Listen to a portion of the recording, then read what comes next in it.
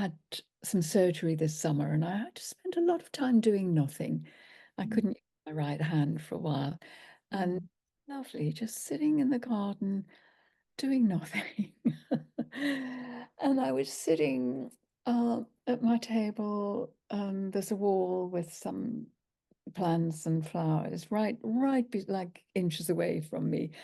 And suddenly there's this flower, it's a sedum, and really close to me. And I just had this one little flower. I just had such a sense of friendliness in this flower. There wasn't any word, there was no big lesson, there was no big message, just the sense of this friendliness coming from this one flower.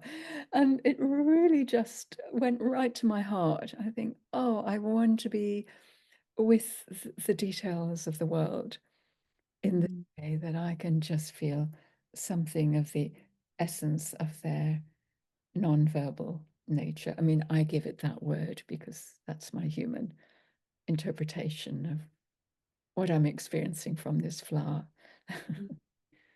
I just see this moment. I feel like I'm right there in the garden with you and this flower that you're just your attention to it and the bringing forth of this quality of friendliness. Like, oh my gosh, like what if like this is just it's again, I just keep finding like everything seems so simple. Like, oh, that seems so simple that we could almost kind of like help to release a quality into the world that the world needs right now. For me, that conversation between my experience of nature and with what may be arising, it somehow meets me in terms of something that I may be experiencing but don't yet quite have words for. I often find that being in nature is a place that kind of can draw language out for me. And yeah, I love what you're saying about this attention to the details of our sensory experience and the felt sense of how our bodies, our very bodies are the receptacle for this, and then what happens within us as maybe we seek to name these details that touch us. And I just think of, it brings me back to one of Janet Adler's important teachers, Mary Whitehouse.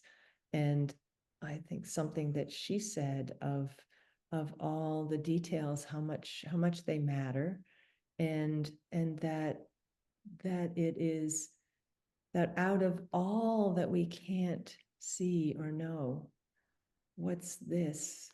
Oh, here's something we can know. I can know, the feeling and the sense of what my hand is in this position right now. I can know, oh, this, oh, yes. Oh, I know this experience.